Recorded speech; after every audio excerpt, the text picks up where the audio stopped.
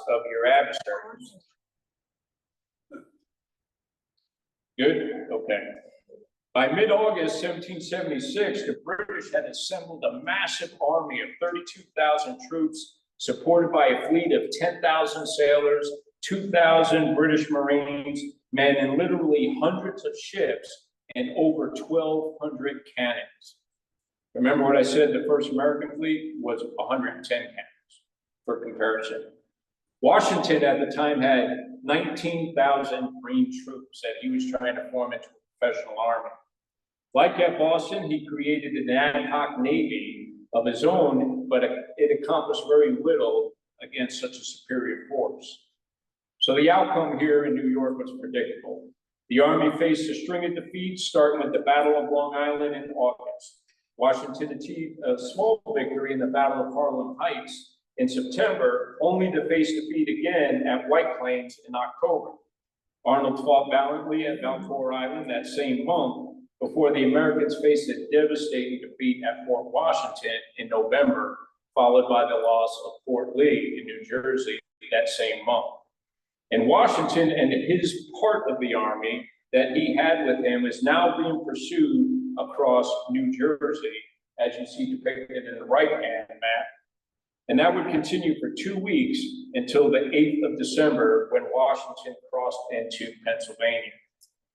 To make matters worse, General Grant had just captured Newport, Rhode Island that same month.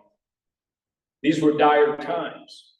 Disease, desertion, casualties, terminating enlistments, and had dwindled the number of troops accompanying Washington from that 19,000 that was originally with him down to only about 2,500.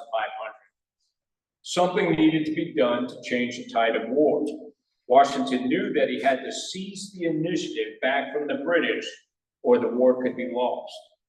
But he needed more troops. Enter Washington's Marines, which consisted really of 4 distinct groups.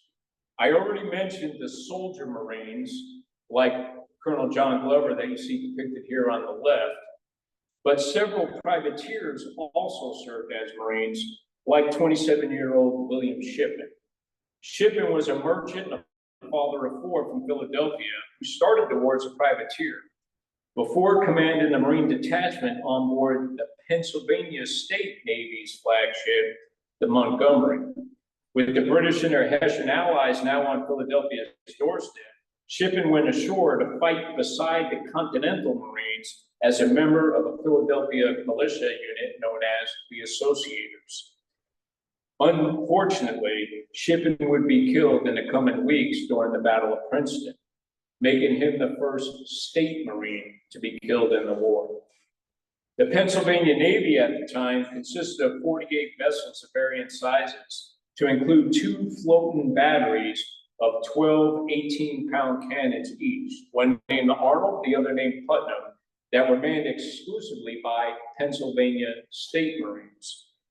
29-year-old Thomas Forrest that you see in this center picture was one of these Marines. He received a commission as a Pennsylvania Marine in March of 1776. He commanded the Arnold until transferred on October 5th to the Pennsylvania State Artillery to command his own company. And Forrest would play a key role in the coming battles. Andrew Porter, that you see depicted in the far right picture, was a schoolmaster in Philadelphia when he received his commission as a Continental Marine. Many of the Marines in his company that he enlisted were reportedly his current or his former students.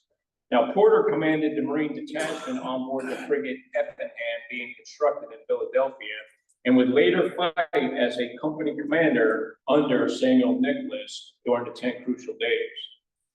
One interesting bit of trivia here about Porter is that he would later resign his Marine commission to serve as an Army artillery officer.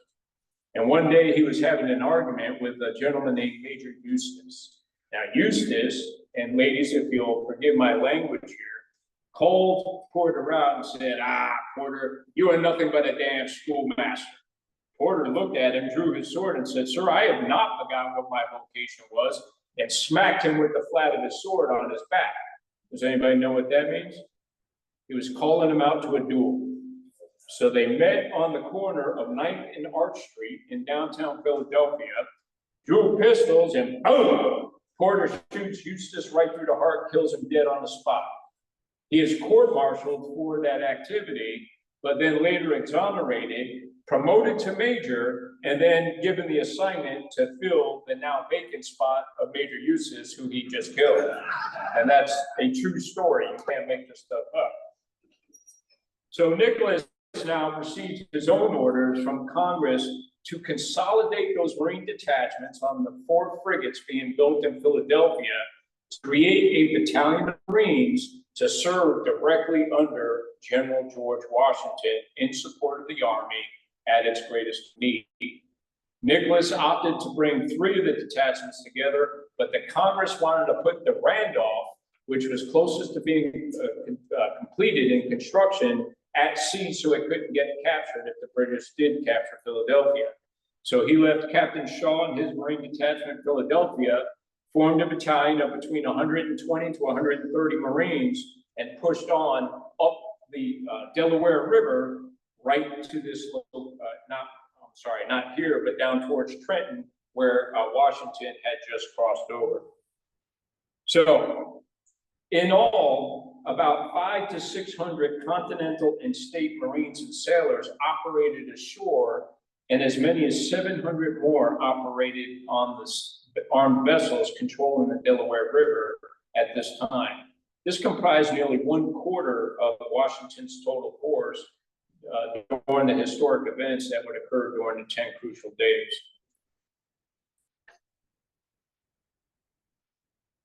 Now, before arriving at the Delaware, Washington had the foresight to collect all the boats on the Delaware River from 70 miles up from Philadelphia, leaving General Howe, the British commander, unable to cross the river, and resulting in him putting his people into winter quarters. I think you all know the story, spreading them across 17 separate isolated cantonment sites through eastern New Jersey. The area closest to the Americans was controlled by German Hessians that had been hired to fight for the British. The senior Hessian officer in the area was Karl von Donop, who housed his troops in the area around Burlington and Bordertown. Colonel Johann Rahl commanded a brigade at the Trenton Crosswinds area. As the Hessians settled into their winter quarters, Washington began to gather what forces he could, while seeking intelligence to plan an important stroke against the enemy to regain the initiative. But in order to do this, he knew he had to meet 3 preconditions. The first was he had to build his force back up. He did this by ordering Charles Lee and Horatio Gates to bring forces down from New York, by bringing the Associators, as you were, Philadelphia militia from Philadelphia to join him south of Trenton, and by gaining the Continental Marines to join his force there. Now, when the Marines showed up and John Cadwalader, who commanded the Associators, showed up outside Trenton, Washington was unsure how to utilize it because he had previous bad experience using soldiers to serve as Marines. He went to Cadwalader and he said, hey, go find out from that guy Nicholas whether the Marines intend to fight ashore or on the waters. And John Cadwalader convinced the general that, sir, they're here to fight for you. And Washington said, very well, I assigned them as an independent battalion under the brigade of Associators. So the Marines would fight as a separate and independent battalion underneath the Philadelphia Associators throughout the 10 crucial days. The second condition Washington needed before he could do his bold stroke was he needed favorable conditions on the ground. He did this by sending the Marines and soldiers to conduct raids across the Delaware River to wear the Hessians down and to keep them guessing as to the Americans' activities. And the third thing was he needed the Hessians to make a mistake he could exploit. This occurred when a militia force crossed over the Delaware just to the east of Philadelphia, and Colonel von Donop chased them down to the Mount Holly area. What that did was it pulled them far enough away from Trenton, about 22 miles, that it would be a full day's march for them to be able to go back and come to the aid of Rahl if Washington were to attack. So Washington had the preconditions to conduct the attack on Trenton. He devised a plan that many people aren't familiar with. Everyone's aware that Washington led a force of approximately 2,400 regular Continental Army soldiers crossing the Delaware right at this location here by McConkey's Ferry. That was the main effort force, which would then hike 9 miles and attack Trenton from the north and from the west. But there were 3 support efforts that were supposed to enable this main effort to occur. The first one was New Jersey and Pennsylvania militia were supposed to cross at Trenton Ferry and capture the bridge on the south side of Trenton on Assunpink Creek.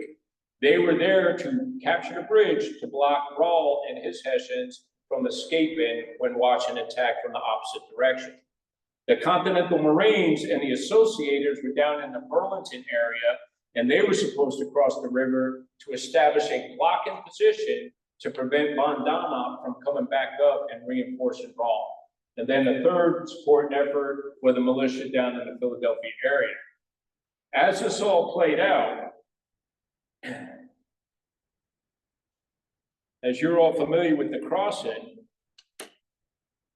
only one of those 4 efforts successfully made it across the river, George Washington and the main effort that crossed here at this location. The ice conditions were such as you see in the lower right-hand condition by Trenton Falls, so the militia never even attempted to cross the river.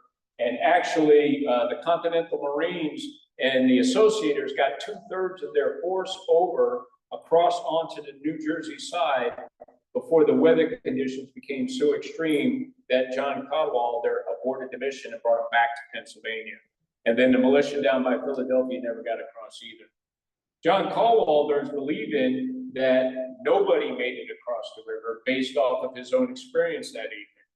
He didn't know that Washington got across successfully until he was handwriting a note to Washington and he hears cannon fire happening from the direction of Trenton.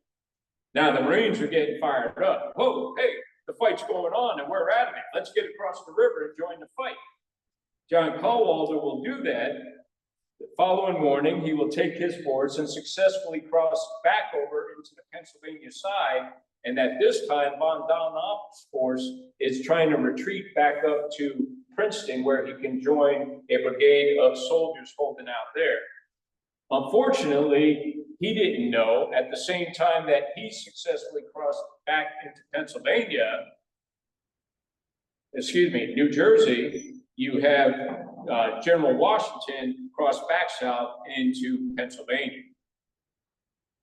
As he's chasing the remnants of von Donop's forces, he gets word that Washington's back in Pennsylvania, and he starts to get a little squirrely. And then he says, I think it's time we have to abort this mission to go back and link back up with Washington. But the Marines are having none of it. They're like, heck no, we're in the fight, we're winning, the enemy is retreating, let's get the general back over here. So John Cadwalder convinces Washington to cross back over into New Jersey. He spends the next 4 days doing so, and he starts to gather his forces outside of Trenton. And he is doing that very wisely on the south side of Trenton, on the south side of what is the Assunpink Creek. The reason for that is that creek is used as a natural barrier to prevent the British from attacking directly into their lines, and he uses the high ground in order to get plunging fire on the creek crossing, the key crossing sites of the creek. There are 4 areas that the British and Hessians can use to cross the creek. The main one is a bridge that should have been captured by the militia during that initial crossing of the river that never occurred. So Washington arrays his forces as they gather with their principal fires directed to cover that bridge, and then he puts the Marines and the Associators on the right flank initially in order to guard one of the fjord sites in which they could cross the water. Now, the Americans weren't the only ones that were preparing for a fight, because General Howe had told Lord Cornwallis to grab a force of about 10,000 troops, consolidate in Princeton, and attack south to defeat the Americans once and for all. What Washington will do to buy time is he sends a force up north through Maidenhead and up towards Princeton, and they will fight a delay in action that you see depicted on the left-hand map here to buy the time for the Americans to dig in and consolidate their forces south of the Assunpink Creek. They successfully do that. The British arrive and the Hessians initiate the attack across that bridge. They and the British light infantry will try unsuccessfully 3 times to cross the bridge, each time repulsed with severe casualties. Nighttime has fallen now, and Cornwallis makes a decision to cease the attacks for the evening, and he makes the comment to his staff, "We'll bag the fox in the morning." His thought is, I will bring reinforcements down from Princeton, and I'm going to attack the right flank across that fjord site and hit Washington in his flank south of the Assunpink Creek the following morning. During the battle, the Continental Marines and associators had been pulled into that main effort defense around the bridge, and now Washington has his own council of war to decide what to do. Now, he really has several options open to him. He can remain in place and let the British come up against him again, but he's pretty convinced that they have an overwhelming force that will defeat him the next day. He can't cross the river because he doesn't have any boats located here, and if he tried to do that in the face of the enemy, they would destroy the boats en route. He could retreat further downriver, but the British would just cross the creek and chase him down. So they could attack across the bridge and take the initiative to the enemy, but they were greatly overwhelmed. So his options weren't very great. So what does he choose to do? He chooses to attack deeper behind enemy lines.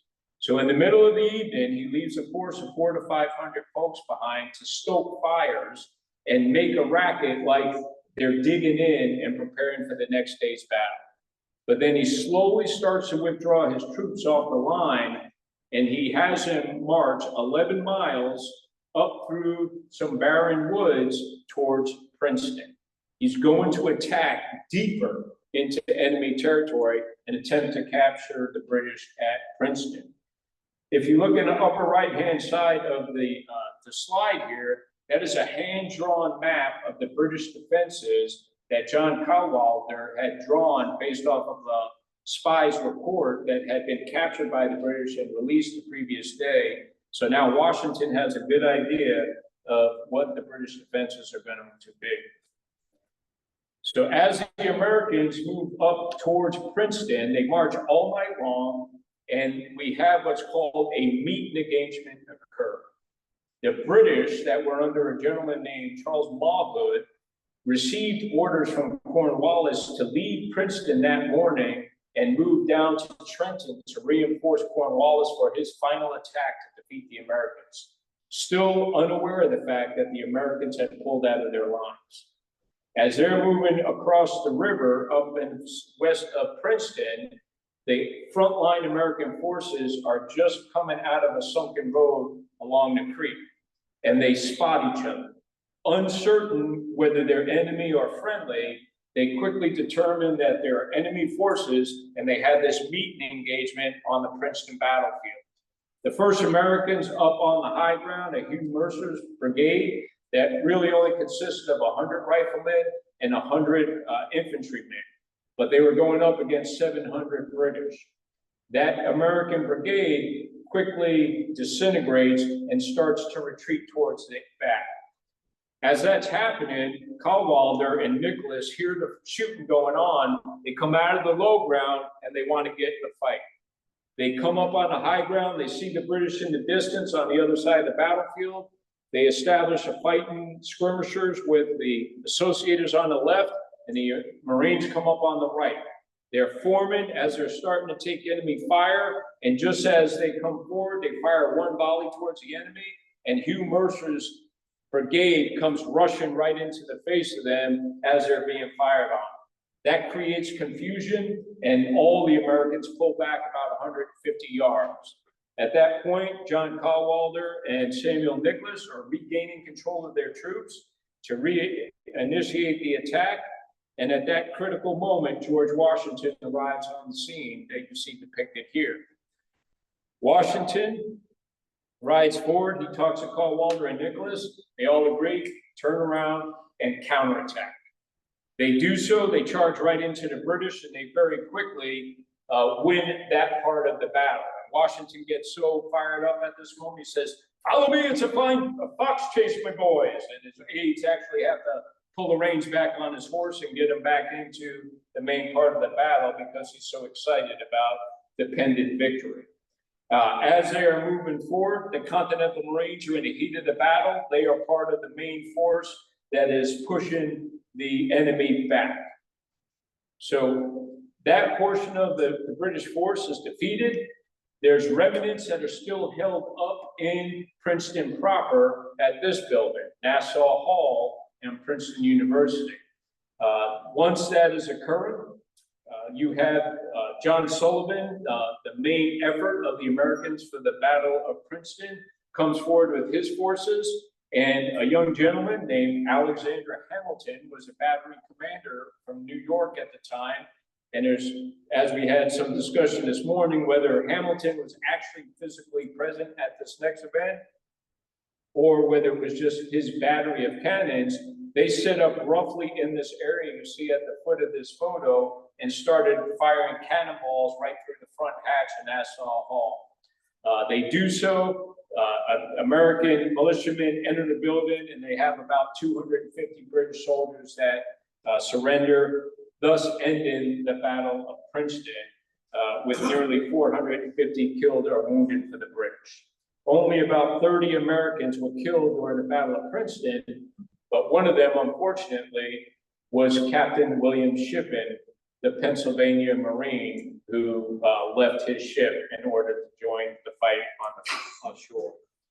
Now, at this time, Washington is fired up. He wants to continue the fight north and attack Brunswick, New Jersey, because he knows that's where Charles Lee is being held, and there's a British war chest of 70,000 pounds sterling. But his men are spent. They have reached what we call the culminating point. And the culminating point is that point that if you go beyond it, you will start to have diminishing returns. You will turn a victory into a defeat. His people have been up for over 40 hours. They've been on the march nonstop. They had just fought 2 major battles during that time frame, and they had not had a warm meal since. So Washington wisely makes the choice. Instead of continuing to go straight north towards Brunswick, he bangs a left and he goes to Morristown. He establishes winter quarters in Morristown, New Jersey, as the British basically evacuate all of eastern New Jersey, and they hold up in the Elizabethtown and Amboy area. Thus starts what's called the Forage War.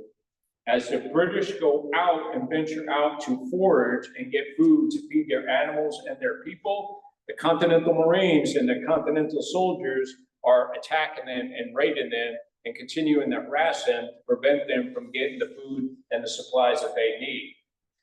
Also during this time, something else happens that will go down in Marine Corps history.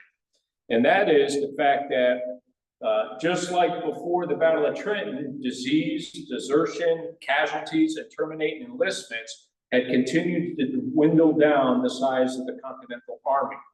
And as such, this gentleman here, Henry Knox, who was in charge of the Continental Army Artillery Corps, had more cannons than he had soldiers to man them at. And so he looked around and he said, wait a minute, those Marines know how to operate cannons on board ships.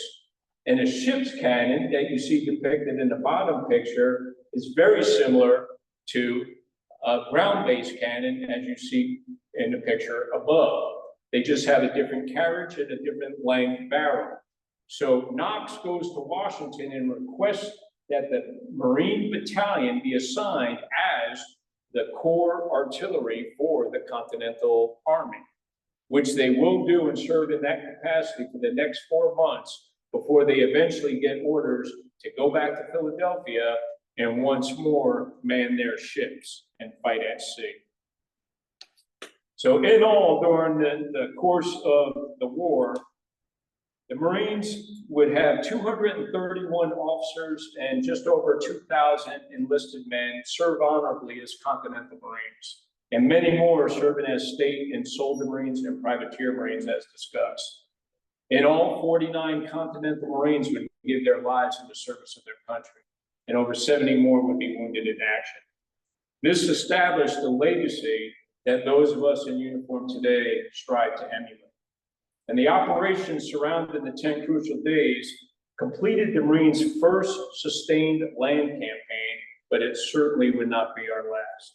In every American conflict for the last 248 years, Marines have served critical roles, winning new laurels in peace and war, and this honorable service continues today. Ladies and gentlemen, that concludes my presentation, and I'm very happy to take your questions. Thank you very much. We'll take questions. Questions in just a sec. Turn on the lights.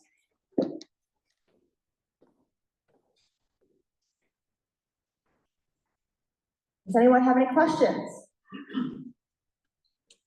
Boy, was that good, huh?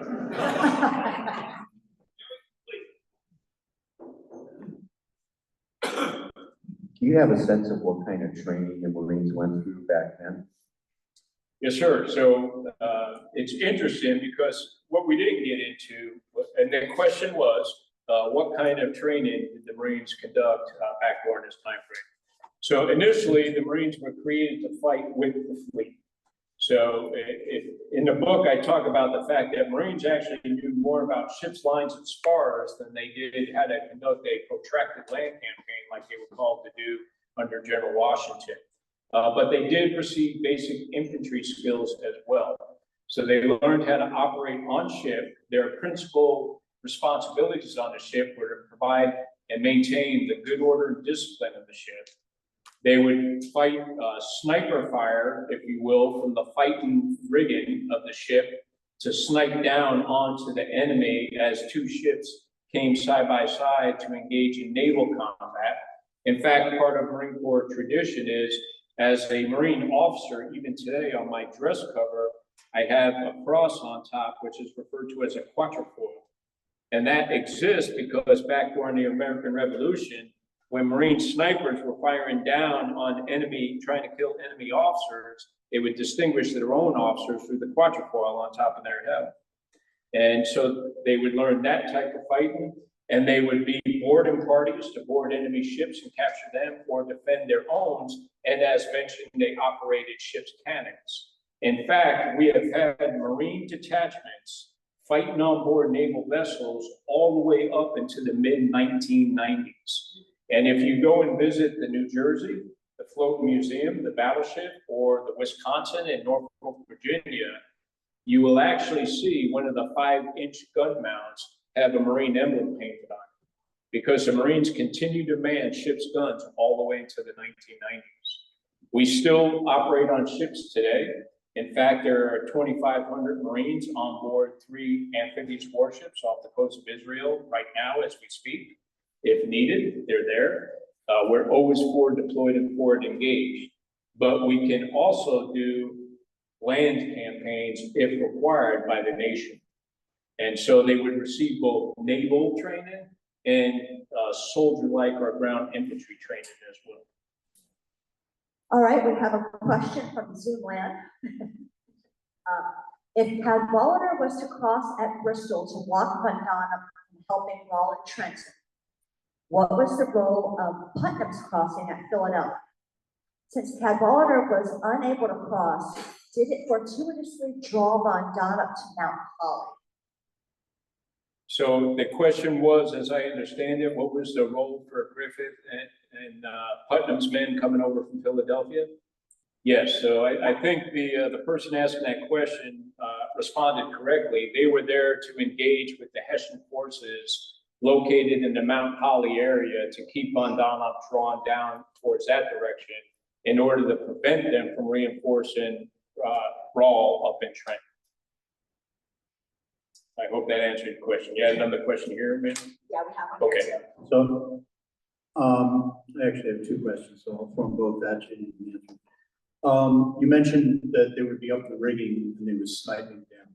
I'm curious to know what the standard Marine weaponry was at the beginning of the war. They're using rifles, muskets. They have swords. What else? It was actually, so it's kind of a, yeah, so the question was, what type of weapon did Marines use during the American Revolution? And the answer is whatever daggone weapon they can get their hands on was the short answer, because weapons were in short supply. However, what the Congress intended to man the Marines with was a short rifle. And there's a name for it, and I'm going to mispronounce it, but a fuse is, it's F-E-U-S-E. It's a short rifle, basically. And the other question is, after Esau Hopkins was unceremoniously booted, was the Gadsden flag used at all at the rest of the war? The question was, Esau Hopkins was basically cashiered because he did not perform well as the admiral. And then the question was whether the Gadsden flag continued to be flown. Yeah. I don't have any documented proof on how long the Navy continued to fly the Gadsden flag. However, I can tell you that it's still flying on some naval vessels today. So I can't say that it's flown on every American fighting vessel since 1775, but it's still been in use intermittently, at least since then until today. Although, as you've seen, like a lot of things in our country today, it's become politicized.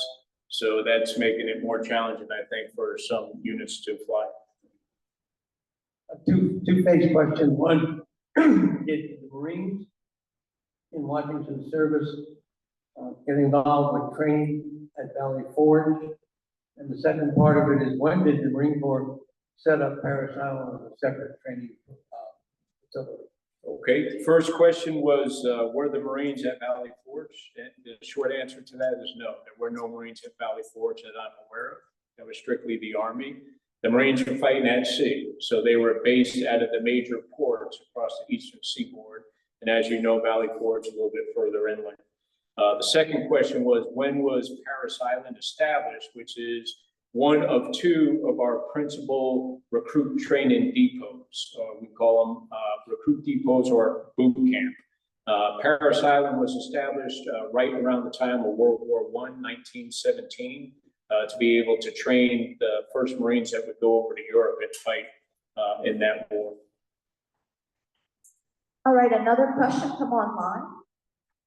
Can you comment about the role of Marines after 1777? For example, did they have a role in attacking the British at Helm in Savannah and Charleston? I'm sorry, I don't think I Did they heard. have a role in attacking the British in Savannah and Charleston? Okay, the question was, did the Marines have a role in Savannah and Charleston? The Marines had a minor role there when it was, when the Continental Navy was involved. There were Marines on those ships that were playing a small part in those two operations as well, but not a significant role at all. Well, my question is, I think it's just a fascinating explanation as to how the Marine Corps was integrated during the Revolutionary War. And your book is the best I've ever seen when it comes to that. But I think if you have any inclination to write another book, I think one of the things that always gets lost is what happened to the Marine Corps after the Revolutionary War, through the War of 1812, and that period up until the Civil War. Its status and its organization and its development and its involvement is very thinly represented during that period of time. Thank you, sir. And as you heard in the numbers, the question was, what did the Marines do in the second half of the American Revolution and then in future conflict and in between those conflicts? So as I discussed at the end here, the numbers of Marines is actually very small. In fact, today, other than the Space Force, the Marine Corps continues to be the smallest of all the services. So And thank you for asking about the second half of the American Revolution. I've actually just completed writing the next chapter of this book, Washington's Marines, which will likely title America's Marines. And we talk about the Marines fighting on the Mississippi River during 1778, 1779, and during an expedition called the Penobscot Expedition that occurred up in what is today modern-day Maine, back then was part of Massachusetts. And this is extraordinary history.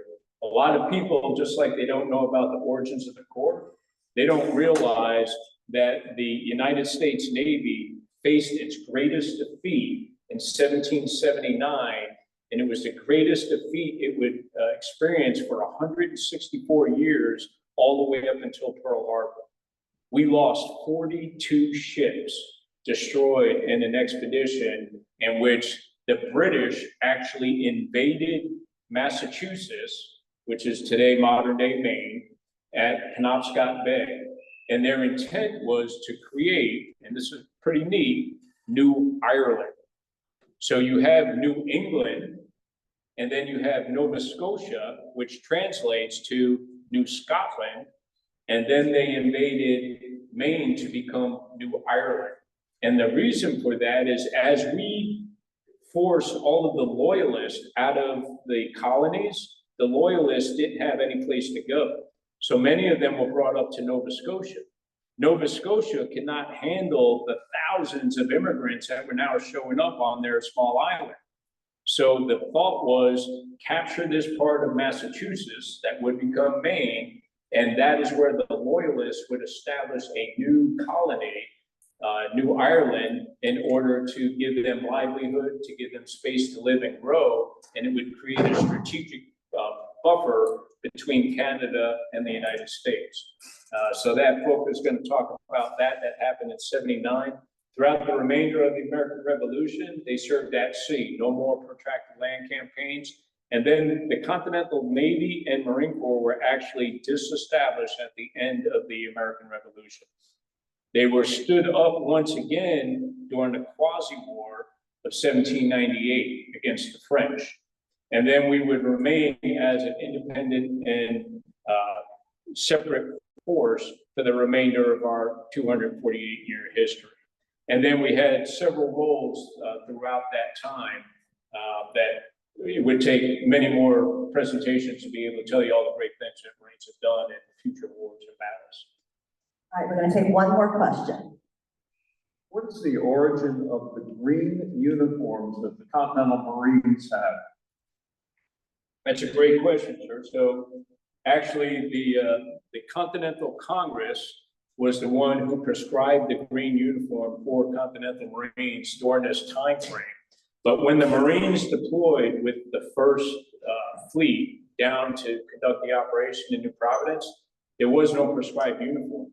So they wore whatever they showed up to the fight in. Some were wearing civilian attire, some were wearing captured uniforms. They actually gave the Marines several hussar uniforms, which is like a light cavalry, and they were bright red, looked like British redcoats. But once they came back from that first deployment, the Congress at that point had prescribed the green coat to distinguish the Marines from soldiers. A different color to identify them as a different, distinct, and separate unit. Answer your question? Well, thank you again very much.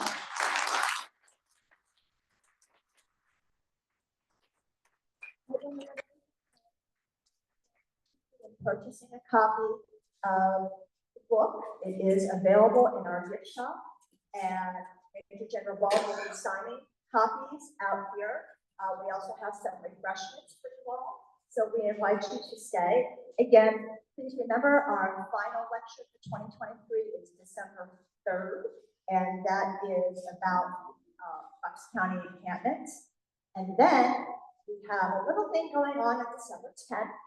It is our dress rehearsal, first crossing, and then of course on December 25th, we have the reenactment again, and we invite you all to come to all or any combination thereof if it's through those in December. So thank you. Before we leave, I would like all of the Marines in the audience to come up here, take a photograph with General Bohm, with all the Marines. God bless you all.